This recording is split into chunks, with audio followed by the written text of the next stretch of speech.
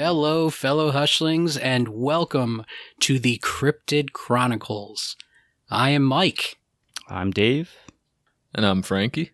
Today we are joined by a guest. I was on his show. It was a really good time. He runs, along with some of his buddies, a podcast called The Infinite Rabbit Hole, and it's kind of parallel to the things that we talk about here on the Hush Hush Society. Everybody welcome Jeremy from The Infinite Rabbit Hole. Thanks, guys. Welcome, Jeremy. Yes, welcome. Jeremy, you run The Infinite Rabbit Hole with actually two other co-hosts, Jake and Wes, and all of you guys are U.S. Navy veterans. That's true. Yeah, actually, Jake and I are still active duty. Wes got out a few years ago, but both of these guys I've worked personally with. Wes, I worked up in Pax River, Maryland at the command was called VX-1. We were Air Test and Evaluation Squadron, testing out Navy aircraft and equipment that attaches to it. And then Jake and I worked together at HSC-22, which is a helicopter seat combat squadron in Norfolk, Virginia. It was an expeditionary unit, so we weren't attached to any ships. We were just kind of filling in the holes for the Navy, doing any kind of missions with the H-60 Sierra helicopters. Wow, that's awesome. We've got a mutual friend that actually was in Norfolk for a while. I think she was on the USS George Washington. Jeremy, tell us a little bit about your show. Like I said, you guys do kind of the same type of topics that we do, outside the box conspiracy theory, down the rabbit hole type thing. So let us know about your show and how'd you guys get started? Well, actually, we got started, Jake and I, actually really good friends. And we were playing Ark one night, and we were just talking about things, and he goes, what is your username? Where'd that come from? My username is Woodbooger. And I was like, actually, it's funny you say it's a Bigfoot. You know, in the Appalachian area of the United States, they refer to the Bigfoot as a woodbooger. And he's like, you don't believe in that crap, do you? And I was like, actually, I do. Actually, I've had an experience with one. And he's like, no way. So I told him about it. And he's like, dude, he goes, if I didn't know you, like I didn't know you like face to face, I wouldn't believe you. He goes, but just knowing who you are, you have my attention. I'm very interested now. So instead of playing the game, we were just talking about some weird stuff. And most of it revolved around Bigfoot, because that's where most of my interest lies. We started talking about other cryptids and other strange things. And I brought up of how I've always wanted to do something with it. I have passion for the unknown that I want to do something with. And I said, one of the ideas I was thinking about doing was doing a podcast. And he's like, what's stopping you? And I was like, honestly, I don't have anybody that would do it with me. I've had a couple people come into my life and say that they wanted to do it with me. And it's all interesting to them until it's not. Until it's time to put in some effort or some money into it. And Jake was just like, let's do it. And I said, man, if you want to do it, that's fine. We'll do some beginning talk and see where it goes from there, because, I didn't want to put too much love and effort into it just to have it away from me again. Well, here we are. I think it was August 28th, we dropped our first episode, and that was basically the birth of Infinite Rabbit Hole. It's such a funny story because it's so similar to the way that the Hush Hush Society was started with all of us. On our premiere episode of the Cryptid Chronicles, we're going to touch on the Jersey Devil. We're going to speak about the origins of the legend, the brief history of the beast itself, and a couple of the sightings that people have actually reported about the Jersey Devil. Now, Jeremy, I know that you told me that you are pretty well versed in the lore of the Jersey Devil, correct? Yeah, well, the Jersey Devil was something that fascinated me for quite a while. And fun fact, the very first episode of Infinite Rabbit Hole was supposed to be Jersey Devil. But we ended up doing a thing where Jake and I just had a conversation. And I was like, you know what? Hold on. I hit record. And that ended up being our very first episode. The one where we were talking about the Rougarou. Yeah. So the Jersey Devil kind of took the back seat, and we never actually got to it. So I have a ton of information on it. I, in fact, actually grew up a Devils fan, the hockey team.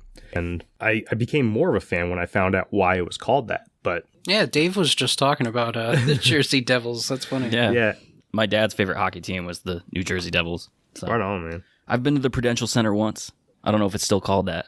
I've actually never been to a Devils home game. I actually went to a Bruins home game against the Devils. I have seen the Bruins against the Devils as well.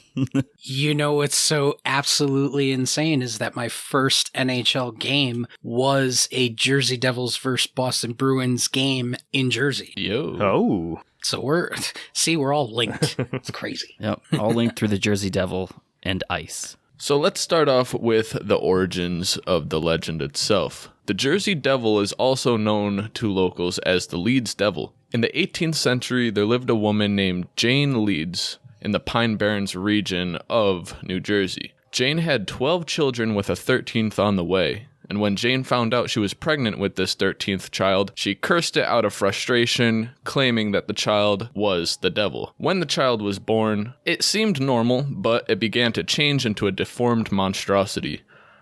Its feet turned into hooves, its head resembled a goat, and leathery wings sprouted from its back. Eventually, the child escaped, flying out of the chimney into the Pine region. The local clergymen believed that it was a demon, and they even tried to exorcise the demon out of the area to remove it, but they were unsuccessful. Wow. Yeah, that's pretty wild. They gave Jane Leeds this nickname of Mother, quote unquote, Mother. Mother So, Leeds. Yeah, she'll be referred to in the legend as Mother Leeds. But that's crazy. The first thing that I think about is 13 children. Damn.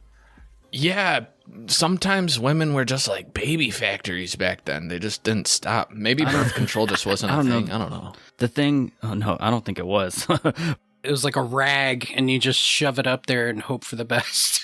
Oh my God. What are those things called? The ShamWows. Absorb. Absorb. The thing that gets me the most is if your child at 6 months, 7 months, just all of a sudden loses its toes and sprouts hooves. Yeah. I think that's a little weirder than having 13 kids in, the 1700s. You know, my grandfather is one of like 13, I think. My father is one of 14. Holy shit. Jeez. Yeah, dude. Even split. 7 boys, 7 girls. And none of them have grown hooves? You know, I haven't seen all their feet, but They don't have leathery wings, so... I don't know. Some of my aunts. So there's so many different versions to this tale, and a lot of the locals of the area, which I just found out they they gave them this interesting nickname, the locals. They're known as pine rats. Imagine that you live in a town and you're just minding your business, and all of a sudden people come up to you and you're like, "Yeah, you're a pine rat, aren't you?" Like, Get out of here, you fucking pine rat. But the locals, they believe that Mother Leeds, that she was a witch or some sort of sorceress, and that the father of the baby was the devil himself. So that's kind of interesting. But she was married to a man named Daniel Leeds, and he lived in the area, but they publicly didn't have a connection at all. There was no connection from him to the child. They didn't really know if he was the father or not. Next episode on Mormon. Yeah, right? Oh, fuck. You are not the father. But it's interesting, despite having any evidence of her and him having this relationship and having a child, the local newspaper still continued to print the story, and they did it for like years. Well, you got to think about it, that them printing it numerous times over and over throughout, I don't know how long they printed it for, but you've got years of these newspapers reporting this story of the Jersey Devil and its origins. I mean, it could have just been an attempt to sell more newspapers. That's possible. Well, when I looked into this a little further, there's actually kind of a weird background to how the story got going, and it's very odd, but it turns out that the story of the Jersey Devil was actually made up by none other than Benjamin Franklin. Are you serious? Yeah. Oh, he's serious. Yeah, very serious. Yeah, Jeremy, you heard about this also? Yeah, actually, I've got quite a bit of information. What, as like a boogeyman sort of attempt? Actually, it was a dispute over the competing almanacs. All right, so there was a historian of science in university by the name of Brian Revel. He believes that the legend originated from gossip and folklore, born from historical disputes and tensions. In particular, the rivalry between the political rivals of Benjamin Franklin and a man called Daniel Leeds over the publishing of each other's own almanacs. Benjamin framed the Leeds family as monsters and a particular name for Daniel himself as the Leeds Devil. Daniel Leeds was a Quaker and helped establish a Quaker town in the southern New Jersey Pine Barrens, which is now known as Leeds Point. After publishing his almanac, Daniel was chastised by his Quaker brethren for including astrological symbols and references in his publication because they were deemed too paganistic. His almanacs were censored and destroyed by the Quaker community.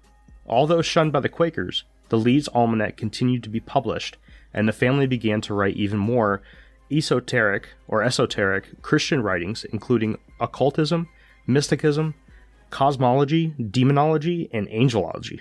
Soon after, Daniel left the Quakers and began a fierce political battle with them.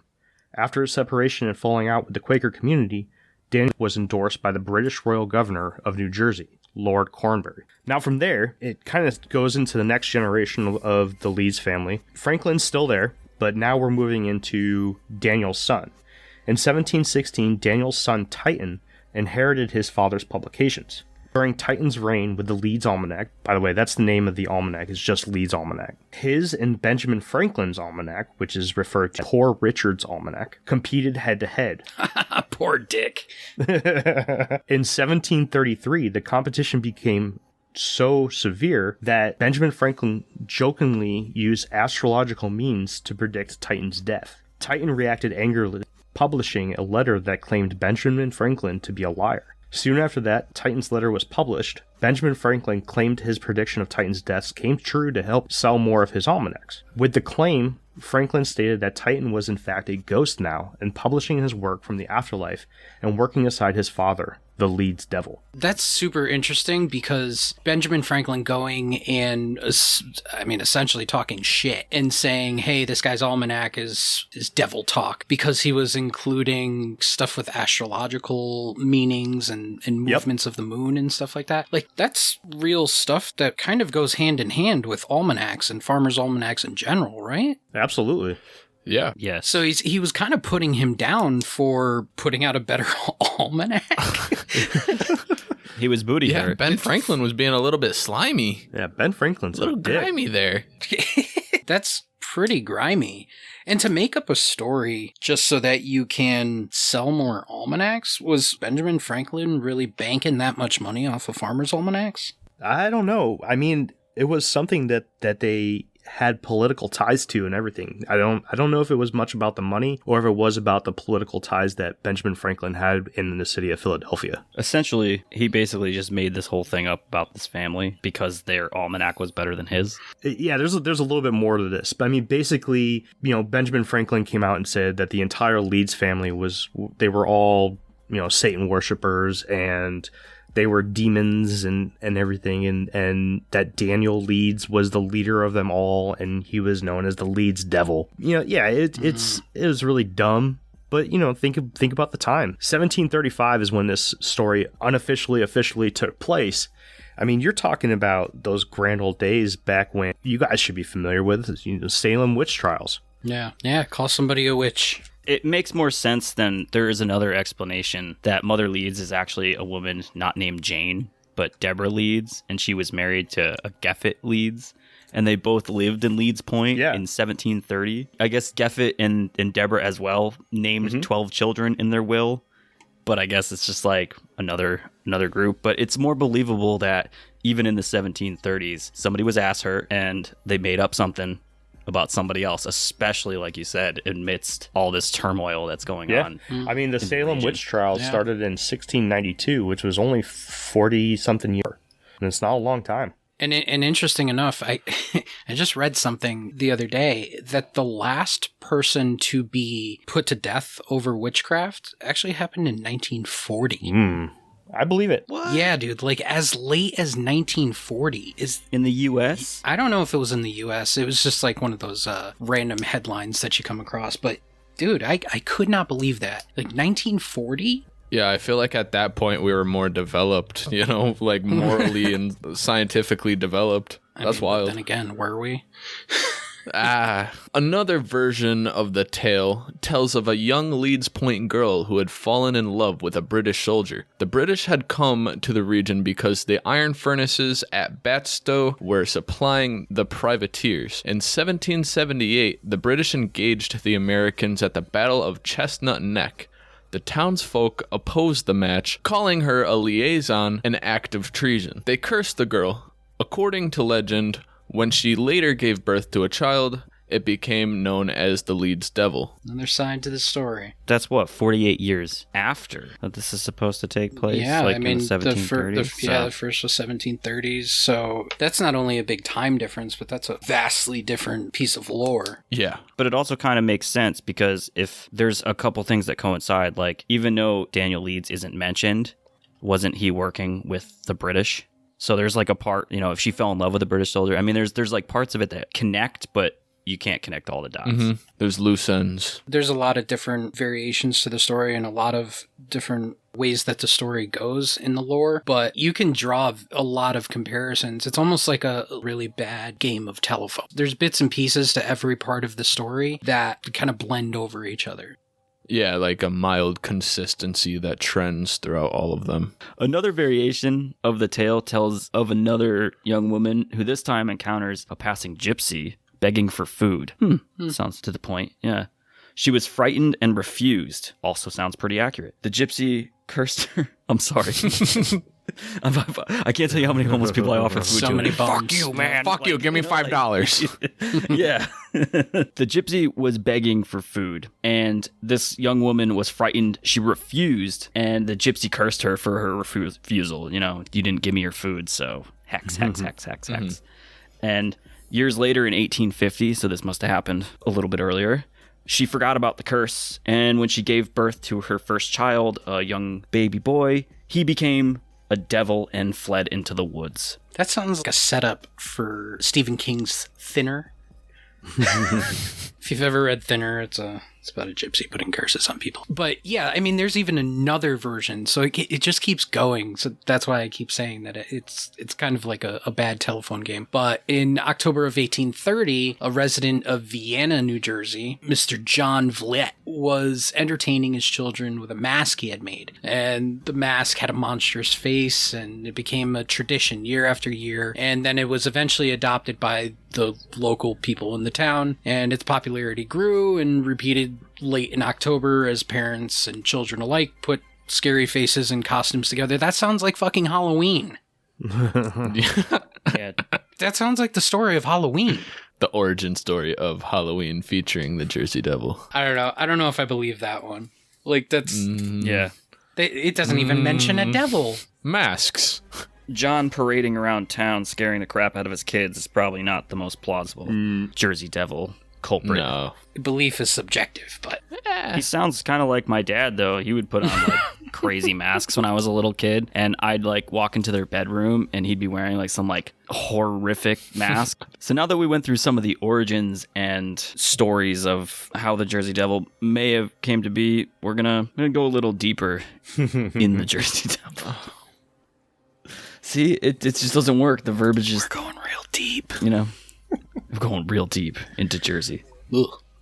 A little bit more. The Jersey Devil is said to inhabit southern Jersey in the Pine Barrens, and it's a heavily wooded area just off the coast. I would imagine it's pretty close to Atlantic City, right? That southern part. Who knows? Jersey smells like shit. Jersey. Maybe the Jersey Devil goes to Atlantic City. Over the years, the appearance has been described numerous ways, but the most consistent description of this creature is a flying bipedal creature with hooves and bat-like wings. The hooves and wings are the most consistent part, and it is said to either have the head of a goat or a horse with horns and has small clawed arms and a forked tail. It sounds like a bat and a horse. Like a T-Rex dragon goat. That's pretty accurate. I mean- yeah, I like that. Yeah. It's kind of messed up, but one of the best descriptions of the Jersey Devil that I came across was by a writer named Hunter Shea, who wrote a book called The Jersey Devil, and he describes it as, quote, one that looked like a cross between a child with Down syndrome and a goat, unquote. I have personally read this book, and I can tell you that that is the stupidest thing that comes out of this book. The book's actually pretty good. That line, not so good. I don't know. I'm reading a line about the devil's coarse, mangled penis. Oh, yeah. Huh? What? I will say something. If anybody wants to pick up this book by Hunter Shea, any book by Hunter Shea, there are some parts in this book and other books by him that if you're sensitive to certain subjects, such as unapproved or non-consensual sex, you may not want to read it. Just putting that out there. Oh, jeez. That kind of sounds like this Mothman erotica. Yo, you and your Mothman erotica. Yo. I have an idea just off the books. I am going to put a short erotic story about whatever cryptid we're doing at the end of the episode. I feel like that deserves a stamp of approval. Put it Yeah. in your Is that Patreon. something we have to talk about? Put it in the Patreon. Yeah. And he gazed into my eyes with his bright red eyes at the top of the tower, like His Down Caressed me syndrome with his goat long face wings. licking my ear.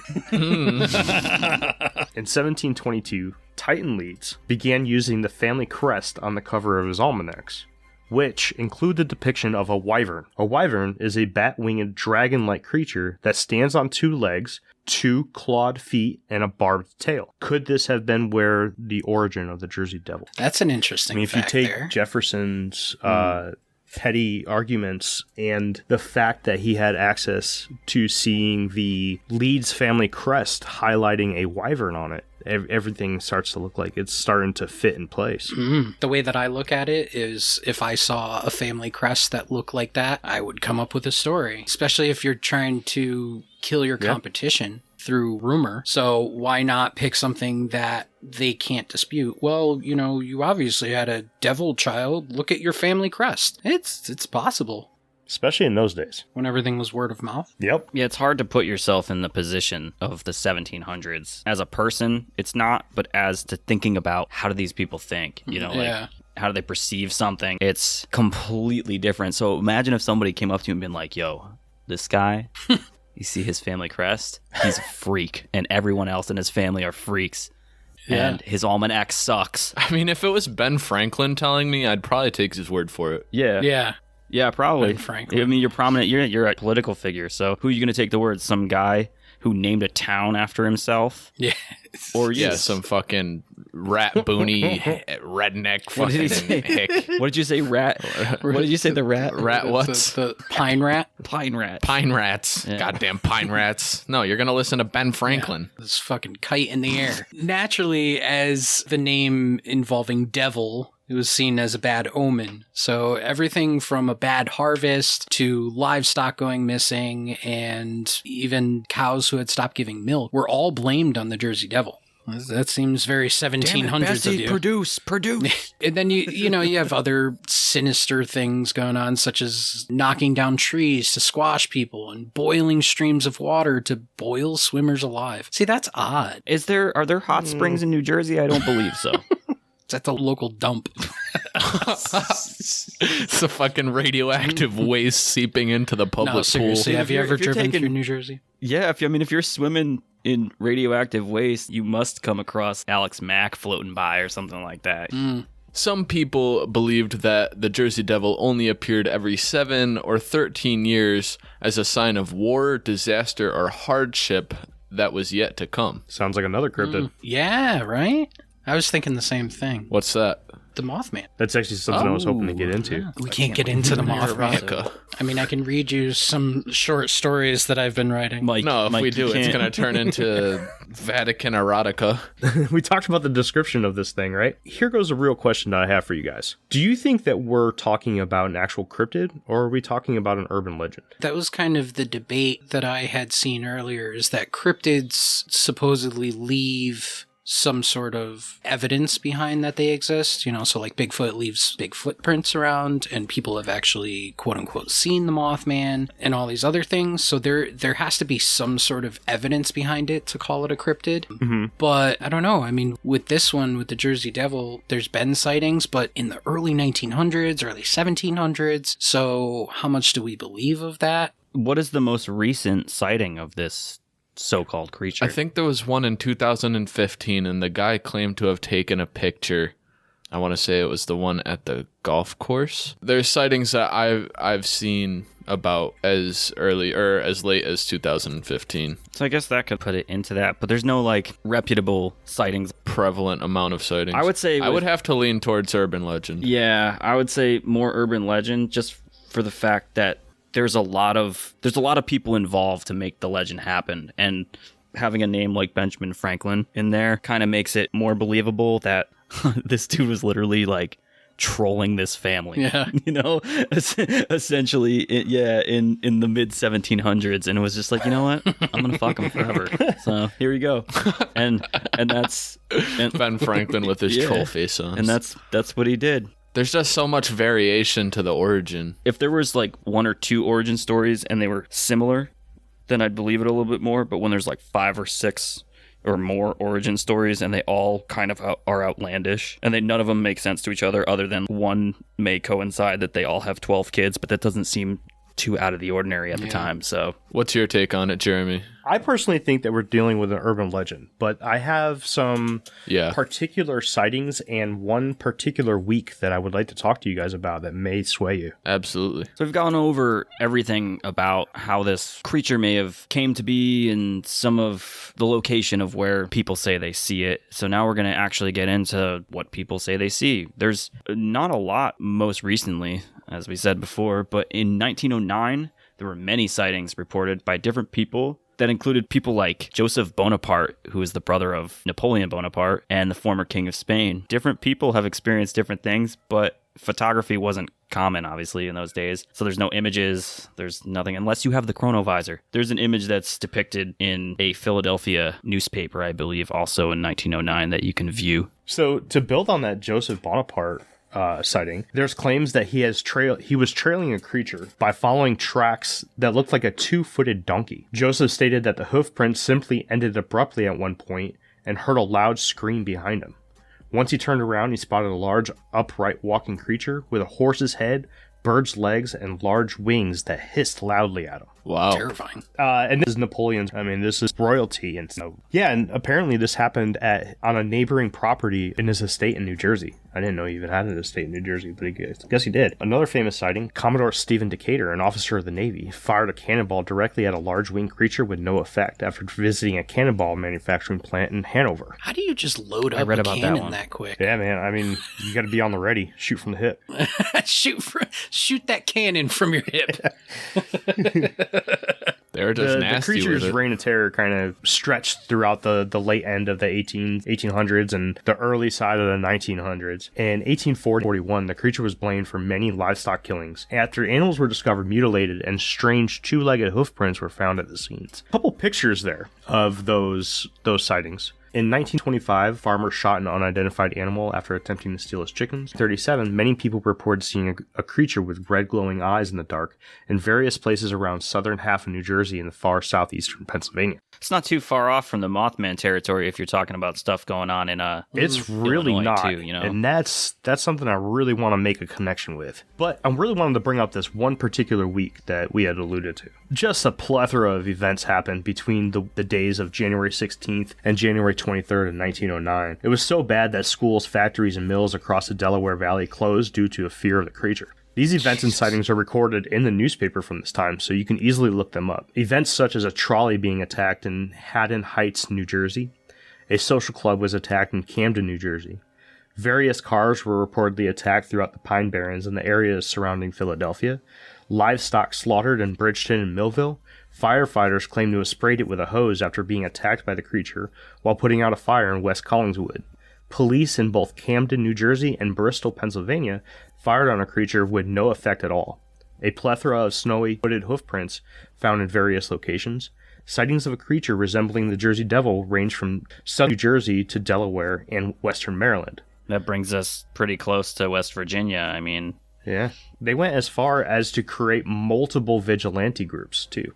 Just like we said, the history and the origins, they're all kind of scattered about and very random. But when you start getting into the sightings and you start getting into these accounts of even police shooting at this thing, I don't know. Maybe I'm looking at it from a modern standpoint. But even in 1909, I doubt that police would just like draw their weapons and start shooting into the sky for no reason. Yeah, or firefighters spraying this fucking fire hose at Yeah, nothing. it's a little odd. It kind of gives it a little bit of validity, somewhat. More so than the multiple origin stories, I'd say. You've got this massive boom of sightings over multiple states, you know? Here's the thing, right? Obviously, since the newspaper picked it up and you have these people that are in positions of respectability within the community that are saying that they have had these experiences with these creatures, you have to think that something was there. Right? So is this simply a case of missing identity? And if so, you have technically two different categories of creatures this could be. It could be something that we know, and it could be a cryptid. So if this was a creature that we know of, and this was simply just a case of missing identity, what do you guys think this could be? Pterodactyl. Pterodactyl. well, I mean, now if you're going from the origin stories, and you asked earlier, you'd lean toward this is just an urban legend and this doesn't happen. But when you're talking about stories and sightings that happen in, the 1900s, and it's published in newspapers, and like you said, you have credible people like police and firefighters that are seeing this, it kind of takes all the origin stuff out the window and makes it more of like, man, this sounds a lot more like Mothman sightings, other than the head of the I also creature. wonder how much of it was kind of retroactively attached to the Leeds Devil or to the Jersey Devil. You have these sightings in the early 1900s. How many of those sightings and stories were just, I had heard back in the 1800s that there was this Jersey Devil flying about. So how many of these stories were, oh yeah, it must have been the Jersey Devil, when in actuality it could have been another cryptid or some sort of other creature. Well, isn't it a similar psychological effect when you tell somebody about something and then they see something? Isn't it a similar effect? What did I call it? The GTA effect. You see one car in the game and then it's the same thing. You see the car you drive, or you just bought a new car, and then all of a sudden you see the same model everywhere and everybody's driving it. Yeah. Mm-hmm. Yeah. In 1927, a cab driver got a flat tire in the middle of the night in Salem City, New Jersey. Years before the electric streetlight, the street must have been extremely dark, and the woods of the Pine Barrens were surrounding him. So you've got this very eerie setting of this cab driver. He got out of the car to change the tire, but the terrifying creature emerged from the woods and tried to attack him, screeching and screaming. The driver got back in the car, but the Jersey Devil was pounding on the roof of the car as if it was trying to get itself inside. The taxi driver reported the incident to the police, claiming that he saw the Jersey Devil. Of course, nothing ever came of this report. It was a bum. Let me get a ride. Just a crackhead drifter running out of the woods. Hey! I gotta get to the south side. It was screeching at me. Hey! Remember me? The Wharton State Forest is smack dab in the middle of the Pine Barrens. Not a state forest that I've ever been to, but it contains the Batstows Village, which had been intact since the 1700s. So in 1980, the chief forest ranger named Alan McFarlane was called out to the South Jersey farm near the Wharton State Forest. The entire pack of the farmer's pigs had been brutally slaughtered in the middle of the night. The back of each pig's head had been eaten, as if something perched on their backs and ate their brains. Their backs were scratched, but whatever killed the pigs left the rest of the body alone and moved on to the next animal in the pack. So now it's a brain eater. Obviously, this type of attack is not really normal behavior for any of the local animals, and in all his years of experience, Chief McFarlane had never seen anything like it. The sight was horrifying, to say the least. The mystery has never been solved, and locals still believe that the only explanation to this case is the Jersey Devil. Jersey Devil is a brain eater? Then you're getting into other cryptids that have accusations of that type of behavior. Like the Choop. Like the Choopy Choopa. That's an odd little thing. Of all the accounts, this account is vastly different from the rest of them, where it's just kind of this flying creature or something that they saw in the woods. But this is viable evidence, physical evidence of some sort of creature eating the back of pig heads. Well, did the cab driver in 1927 have like physical proof of damage on this car? If there's some bipedal creature that's stomping on your car, let me in, you're gonna you're gonna have claw marks and dents, yeah. anything. If it wasn't the Jersey Devil, what was it? That's what I'm trying to think, because like if it was, say, like a vulture or something, I mean, I feel like animals that would eat other animals for the most part are like scavengers, unless it's like a coyote or something. They normally rip up the animal first before they start eating it, you know, and to it would like be kill it. It would be first. dead too if it was a vulture. You know, I don't think they're gonna exactly or dying. And you got to tie in things that have some sort of claws or talons, because there were besides the brain being eaten out, you've got the scratches on the back. So I don't know. I think you could rule out like a coyote or something. Let's just all agree to disagree that it's probably Chris Christie before he was, you know. I'm sorry. This is where we get the bacon. Look at my red arms. There are predators out there. In particular, I think it's lions that do it. Either lions or tigers. I forget. When they hunt something, they will go for the face first so that it doesn't cry out for help for the rest of its pack. So like if it's hunting a deer in the fields or something, the very first thing that it does is it eats its face so that it can't cry. Cats or felines and canines and even They ursa. go for the neck, right? Yeah, they go for the windpipe, and it does the same thing too, and it basically burns them out. Bears, they don't go for anything. Bears are the scariest creatures, I'll tell you. They will literally mollywop you. literally eat you alive. I mean, they don't care if you're alive. They will eat your guts while you're watching them do it. Yeah, yeah. The part about it that is very disturbing is that if there is some sort of predator that went after these pigs, why would they only eat the brain? Why would they leave the rest of the carcass? It's just kind of weird. I don't know that there's any, at least that I know of, any kind of animal that solely feeds on brains. So Yeah. Here's what I'm thinking. Because predators will usually, when they start eating, they go for the soft tissue. They go for the stomach. And any creature out there, any kind of animal, especially the four-legged ones, the thing that they're going to protect is their soft side, which is going to be their bellies. Now, how do humans put down creatures? Like if we're putting down a cow or a pig to be slaughtered, we take a hammer, well, what's called a hammer, which is basically just a metal bullet that shoots out and retracts. Poke a hole in their head. It's a pneumatic tool, right? They use it in No Country for Old Men. That's how his preferred method. Mm-hmm. Yeah, mm-hmm. I've actually seen that happen before growing up next to a farm where they had to put a couple cows down, and it's pretty wild. I don't want to get too far into it, but cows have even been known to cry. Like they know what that machine does. What I'm thinking is that this is a human being doing it, and you said it was 1920. This was 1980. Oh, yeah, absolutely. I can tell you exactly. I mean, I'm just speculating here, but this sounds like he's putting his pigs down for insurance. It sounds like he took something, bashed their head in, left them there to die, and said it was the Jersey Devil, and he got probably a massive payout. Never would think about that. Wow. Does insurance cover cryptid attacks? It covers accidental death. Maybe. Yeah, and the pigs were if it's something that's lucrative to him as like an asset, then he definitely would have it insured. That definitely sounds like the best explanation for this scenario, for sure. One more scenario that we mentioned earlier, and more recent, in 2015, people in Egg Harbor Township. It's a dope name, man. Along Route 9 near a golf course, we had mentioned David Black said he thought there was a llama standing inside of its fence along the roadway, which actually isn't that uncommon. There's llama farms and weird stuff dotted all over. Mm-hmm. Oh, yeah. I'm sure, at least New England, I've seen it. And then it suddenly whipped out its gigantic wings and started to fly away. He apparently grabbed his cell phone and tried to capture a video of this creature.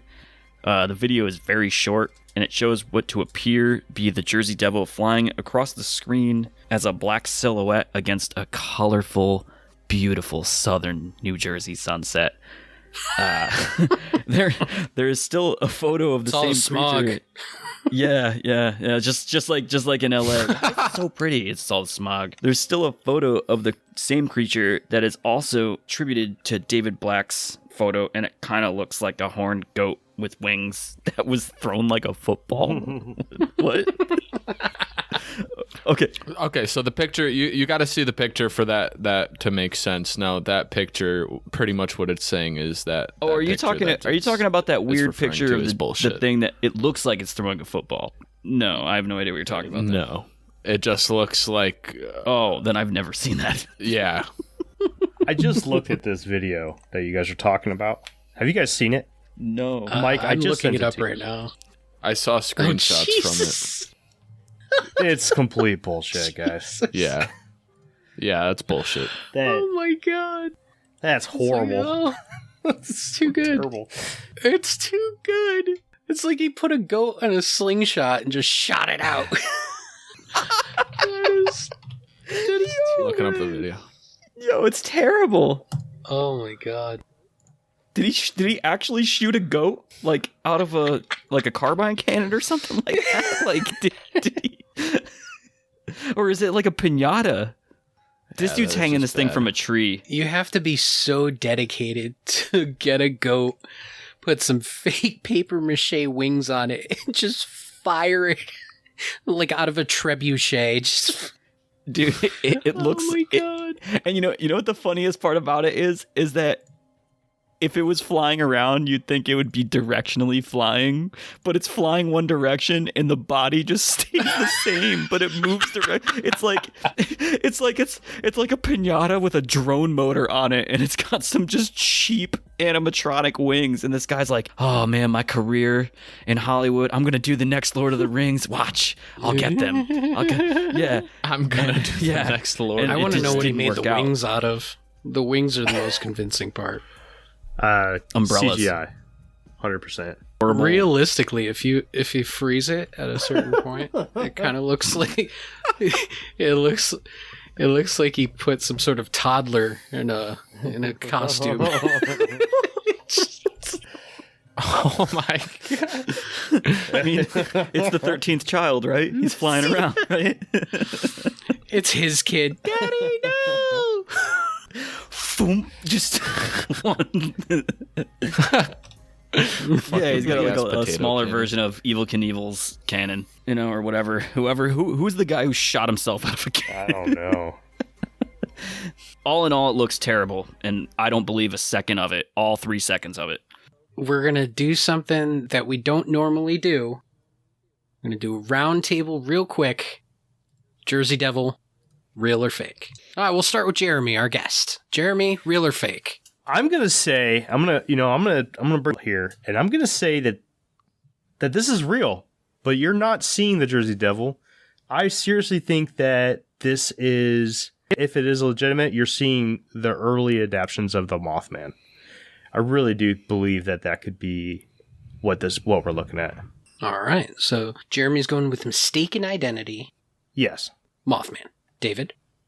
I'm going to have to step over the line onto his team with that, too, because after going through all of it, and the region that it's in is not too far away from where the Mothman origin stories were.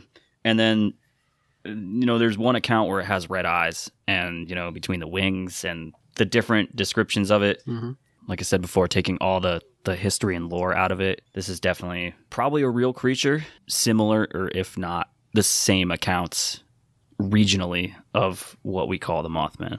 Frank? Mistaken identity, maybe.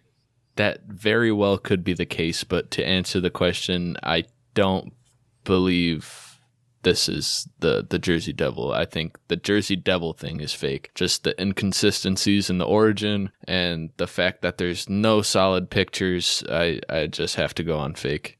I am actually on Frank's side with this because with other cryptids, there is some sort of sliver of evidence of being real or being some sort of creature. With the Leeds Devil or the Jersey Devil, there is it's just stories. And just like we said earlier, it seems kind of like just a folklore, a story. It's a tall tale, and tall tales tend to get into people's minds and psych them out, and they could see a fruit bat flying around at night and go, oh, that's the Jersey Devil. So I'm going to go with fake on this one. Right on, 2 for 2. Yeah, 2 for 2. We're split. Split it up. Split. So I would encourage any of our listeners, reach out to us. Let us know. What do you think? Do you think that the Jersey Devil is a real cryptid? Is it a real creature? Is it some sort of animal that's living in Jersey and wearing tracksuits and hanging out at the local deli and taking trips to Atlantic City because they think that's a vacation? Or is it all hogwash? Is it all bullshit? Let us know. Reach out to us. I've got one quick question. Mm-hmm. Who's to say that the Jersey Devil in itself is its own thing, similar to Mothman, just like we have multiple species of type of deer or bear? Mm-hmm. Could it be something that's not exactly the same thing, but another creature that we don't know about that lurks in the night, or completely different? All these things are interdimensional and they're popping in and out. Save that for another day. Listen, you want to get into interdimensional beings. Go listen to Infinite Rabbit Hole podcast with Mike about interdimensional beings, and you'll get the whole gist of what I'm talking about. Or you'll be just as lost. Hell yeah. Or you'll be completely lost. All right, so I think that wraps up the Jersey Devil. Guys, it's been a blast. I really do appreciate you letting me come on and talk about this with you. Yeah, anytime. We had so much fun. Yeah. It's been great having you, man. Jeremy, let everyone know where they can find your show, your social medias, anything that you wanna plug. Absolutely. So if you're interested in something similar to what Hush Hush does over here, give us a chance. We pride ourselves on having 3 different views on some of these topics. And we talk a lot about cryptids, but we talk about some other things as well. Jake is a very Christian guy, and he likes to look at everything with a Christian point of view. So he likes to look at things and say, to make this. Wes, on the other hand, is a very open-minded guy. He's a very science-driven guy. And myself, I kind of sit right in the middle of the two of them. So if you hear some of these things that the guys here on Hush Hush might talk about, but you want to see it come from 3 different points of view, come on over to Infinite Rabbit Hole. You can follow us at facebook.com/Infinite Rabbit Hole, or our new Twitter account at twitter.com/Infinite RH. We're working on Instagram up. If you have any questions, feel free to reach out to us, or if you want to become a guest on our show, rabbithole@gmail.com, and one of us will get back to you. Thank you so much, Jeremy. We really appreciate you being our first guest on the Hush Hush Society. Also, our first guest on our first episode of the Cryptid Chronicles. Well, I really appreciate it. I really do appreciate you guys giving me the opportunity to come on here. And once again, Mike, thanks for coming on to the show, man. It was a blast. Definitely. I had a lot of fun doing it. So anytime. Yeah, this was good. Maybe we can do it again. Thank you, Hushlings, for joining myself, Mike, and Frankie, and Jeremy from Infinite Rabbit Hole, and our inaugural Cryptid Chronicles episode about the Jersey Devil. And we will see you next time on the Cryptid Chronicles. Make sure to check out our new episodes every Monday for the Hush Hush Society Conspiracy Hour. You can also find us on all the social medias. You can find us on Facebook, Instagram, and Twitter. You can also find us on YouTube, where we have all the audio from all these episodes, whether it be our regular debriefings or our Cryptid Chronicles, and a new segment called Declassified Discussions with Declassified Dave, as he interviews people about their paranormal and out of this world experiences. So make sure to check that out. And thank you again for joining us for the Cryptid Chronicles.